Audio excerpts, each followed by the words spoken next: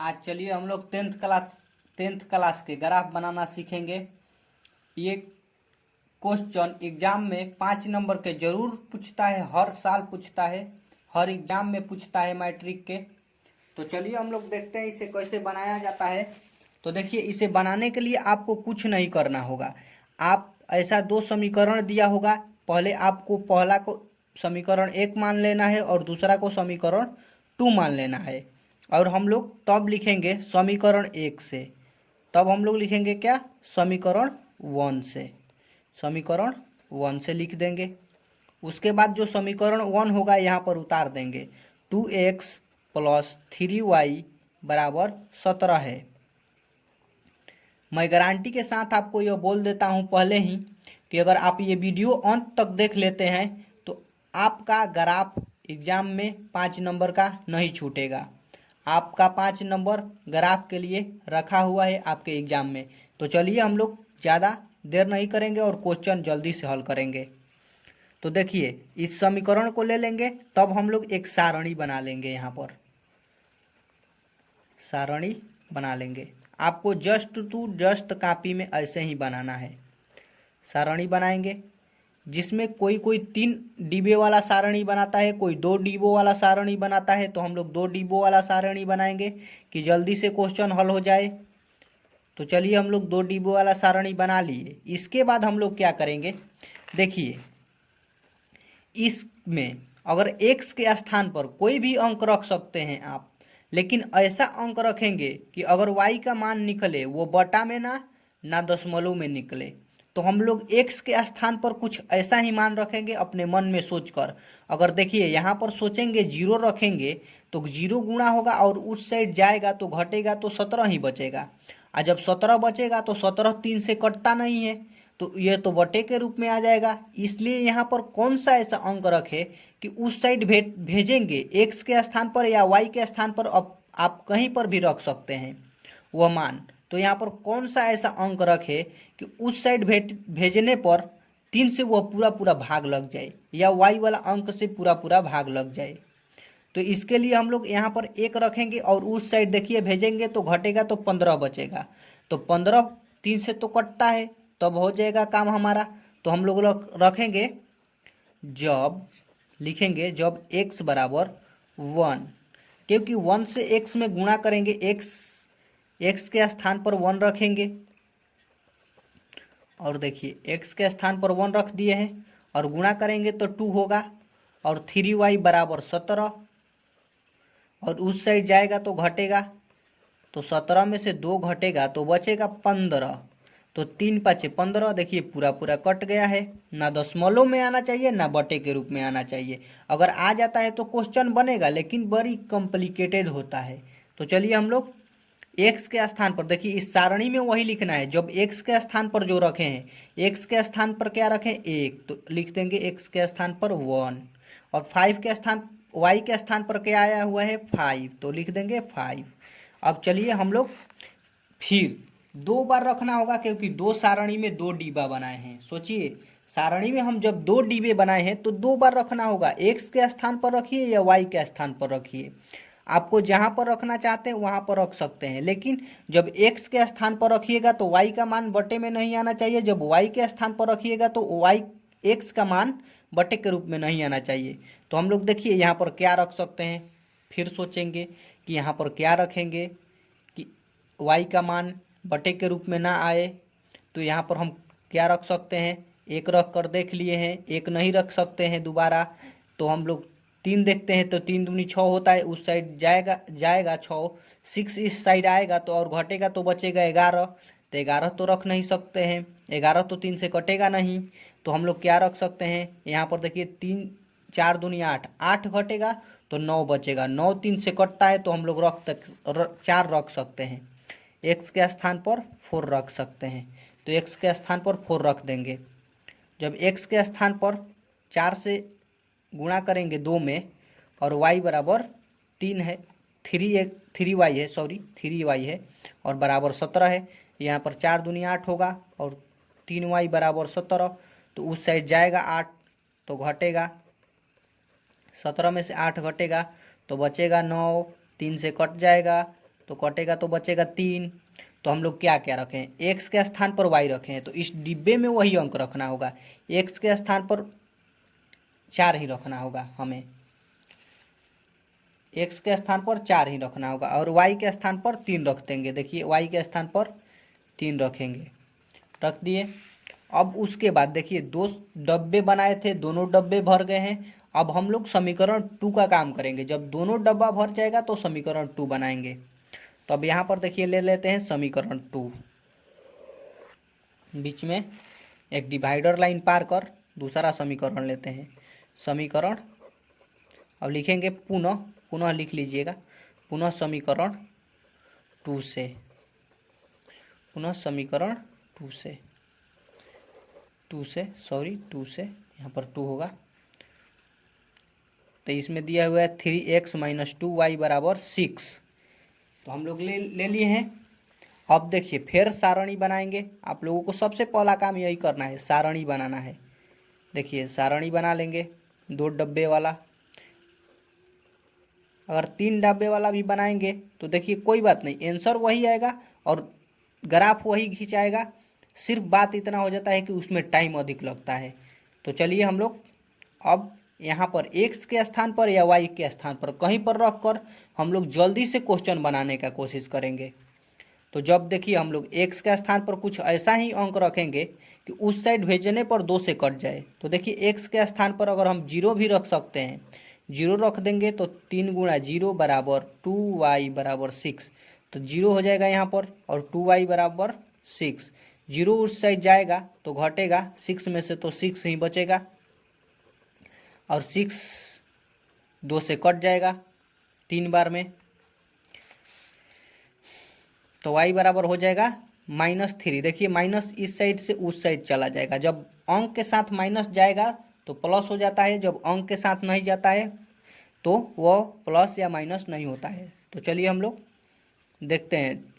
x के स्थान पर एक बार 0 रखे हैं तो y का मान 3 आया है। अब हम लोग y के स्थान पर रखेंगे क्योंकि हमें क्वेश्चन जल्दी बनाना है। देखिए अब x के स्थान पर अब ज़्यादा से ज़्यादा 3 रख देंगे तो 9 आ जाएगा, उस साइड जाएगा तो माइनस में हो जाएगा। तो इसलिए हम लोग जल्दी से बनाने के लिए y के स्थान पर मान रखेंगे। आप लोगों को इसी तरह सोचना है, y के स्थान पर 0 रख देंगे तो 3x - 2 × 0 = 6। तो गुणा करेंगे तो 0 हो जाएगा और 0 उस साइड जाएगा तो प्लस होगा, तो बचेगा सिर्फ 6, क्योंकि 0 इसमें जुटेगा तो 6 ही होगा और 6 3 से कट जाएगा तो बच जाएगा 2। तो देखिए इस सारणी में हम लोग दोनों का मान लिख लेंगे। पहला का मान लिखेंगे तो x बराबर 0 रखे हैं और तो y बराबर कितना आया हुआ है -3। और जब y बराबर 0 रखे हैं तो x का मान 2 आया है। y बराबर 0 रखे हैं तो x का मान 2 आया है। चलिए हम लोग इतना तक कर लिए हैं। इतना तक हम लोग जब कर लिए तो अब हम लोग कुछ नहीं करेंगे। ग्राफ पेपर मिलता है, उस ग्राफ पेपर को लेंगे हम लोग और ग्राफ पेपर पर हम लोग स्केल की सहायता से इस पर ग्राफ पहले खींचेंगे। स्केल आपके पास रहना चाहिए। मैथ का एग्ज़ाम देने जाइएगा तो स्केल ज़रूर लेकर जाइएगा, ये नहीं कि घर ही स्केल भूल जाइएगा। और तब क्या करेंगे, वह दोनों सारणी यहाँ पर लिख लेंगे। देखिए सारणी लिख लेंगे, सारणी जो सारणी आया हुआ है उसे पहले लिख लेंगे क्योंकि हमें दोबारा फिर कॉपी पर देखना ना पड़े। 1 5 4 3 आया हुआ है, यह पहला सारणी है, लिख लेंगे। दूसरा सारणी भी लिख लेंगे इसी में, क्योंकि यह समीकरण 1 का है इसलिए समीकरण 1 लिख दिए हैं। यह समीकरण 2 का है। तो देखिए इसका आया हुआ है 0 -3 और 2 और 0 आया हुआ है। अब देखिए अब हम लोग स्केल के सहायता से ग्राफ खींचने का, अब स्पाना का कोई ज़रूरत नहीं है, सारणी हमारे पास आ चुका है तो अब स्पाने का कोई ज़रूरत नहीं है। अब हम लोग खींच लेंगे, बीच वाले लाइन पर खींचते हैं। देखिए बीच वाले लाइन पर रखेंगे स्केल को एकदम सीधा, सीध में रखेंगे और खींचेंगे। देखिए खींच लिए हैं, इसे हम लोग y अक्ष बोलते हैं। ऊपर प्लस y होता है, देखिए ऊपर प्लस y होता है, ऊपर प्लस होता है और नीचे माइनस होता है। नीचे माइनस होता है, और फिर बीच में एक ये ऊर्ध्वाधर बोला जाता है। और देखिए इसे हम लोग क्षैतिज बोलते हैं, जो अब खींचेंगे इसे हम लोग क्षैतिज बोलेंगे।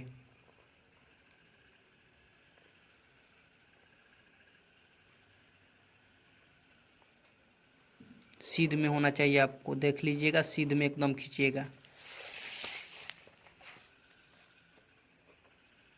इसमें भी माइनस प्लस होता है, इधर एक्स अक्ष प्लस होता है, इधर एक्स अक्ष माइनस होता है। अब देखिए जिधर माइनस वाला होता है उधर माइनस में अंक लिया जाता है, जिधर प्लस वाला अंक प्लस में होता है उधर प्लस वाला अंक लिया जाता है। और देखते हैं कि इसमें अधिकतम संख्या क्या है। तो इसमें देखिए अधिकतम संख्या 5 है। इससे हम लोग 2 अधिक लेते हैं, या 2 अधिक ले लेंगे, या उतना भी लेंगे तो कोई बात नहीं है। 5 तक है अधिकतम संख्या, तो हम लोग 5 तक भी लेंगे तो कोई बात नहीं है। लेकिन 2 अधिक लेने से हमें कुछ अच्छा डायग्राम दिखता है। तो चलिए हम लोग इधर प्लस वाला है तो इधर प्लस वाला संख्या लेंगे, 1 2 3 4 5 6 और 7, 2 अधिक लेना चाहिए सहूलियत के लिए। अब देखिए इधर माइनस वाला अंक है, क्योंकि इधर माइनस वाई है तो इधर माइनस वाला अंक लिया जाएगा। 1 -1 -2, देखिए -3 -4 -5 -6। चलिए यहाँ पर 6 तक ही अंक ले लिए हैं, कोई बात नहीं है।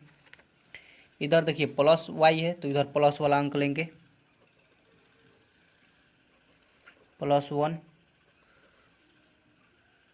सॉरी लाइट कट गया है, +1 +2 +3 +3 +4 +5 +6 ले लिए। चलिए इधर भी ले लेते हैं, माइनस में इधर है, देखिए माइनस में x है तो माइनस वाला लेंगे, -1 -2 -3 -4 -5 और -6। अब देखिए, अब देखेंगे सारणी में आया क्या है। देखिए सारणी में आया क्या है, तो देखिए सारणी में पहले x पर 1 है तो हम लोग पहले +1 है, देखिए प्लस, इसके साथ कुछ नहीं है तो +1 है, तो हम लोग देखेंगे कि x पर +1 किधर होता है। तो देखिए यहाँ पर x पर +1 होता है तो हम लोग टिक लगा लेंगे। अब देखेंगे फिर सारणी, फिर सारणी में देखेंगे कि +5 है, y पर +5 है तो y पर +5 किधर होता है। तो देखिए इधर y पर +5 होता है तो हम लोग 1 और 5 को मिलाएंगे। देखिए 1 और 5 को मिलाएंगे तो कुछ इस तरह मिलेगा, एकदम सीध में मिलाया जाता है तो मिल जाएगा। तो देखिए यहाँ पर इसका, यहाँ पर बिंदु दोनों को मिल रहा है, दोनों का बिंदु यहाँ पर मिल रहा है, तो हम इसे गोल से घेर लेंगे कि हम लोगों को यह पता होना चाहिए कि ये बिंदु दोनों है जो यहाँ पर मिल रहा है, 1 और 5। उसके बाद हम लोग फिर दूसरा अंक देखेंगे। दूसरा इसमें से देखिए दूसरा है 4 और 3, तो x पर +4 है और y पर भी +3 है। तो देखेंगे x पर +4 यहाँ पर है, देखिए यहाँ पर x पर +4 है और y पर +3 लेना है, y पर +3 यहाँ पर है। तो हम लोग यह दोनों रेखा को मिलाएंगे, दोनों रेखा को मिलाएंगे तो कुछ यहाँ पर कटेगा। देखिए आप लोगों को दिखाई दे रहा होगा कि कुछ यहाँ पर कटा है। अब यह दोनों रेखा को हम लोग मिला देंगे, दोनों बिंदु को मिलाएंगे। देखिए दोनों बिंदु को हम लोग मिला देंगे, दोनों बिंदु को एकदम सीध में मिलाया जाता है। देखिएगा सीध में एकदम मिलाना चाहिए, देखिए सीध में मिला दिए हैं और बिंदु का नाम दे देंगे। यहाँ पर बिंदु का, इस बिंदु का नाम है, पहले x वाला लिखा जाता है, आपको मालूम होना चाहिए, तब उसके बाद y वाला लिखा जाता है। फिर इसमें x वाला पहले लिखा जाएगा और y वाला बाद में लिखा जाएगा। तो ये बिंदु दोनों मिल गया है। अब देखिए दूसरा सारणी देखेंगे। देखिए दूसरा सारणी है x पर 0 और y पर -3। तो x पर 0 यहाँ पर होता है, देखिए यहाँ पर 0, इसे मूल बिंदु भी बोला जाता है। और x पर 0 बोला है तो x पर 0 यहाँ पर है और -3 y पर, -3 y पर यहाँ पर है। देखिए तो इसे मिलाएंगे तो यह दोनों यहीं पर मिलेगा, तो हम लोग इसे गोल से घेर देंगे।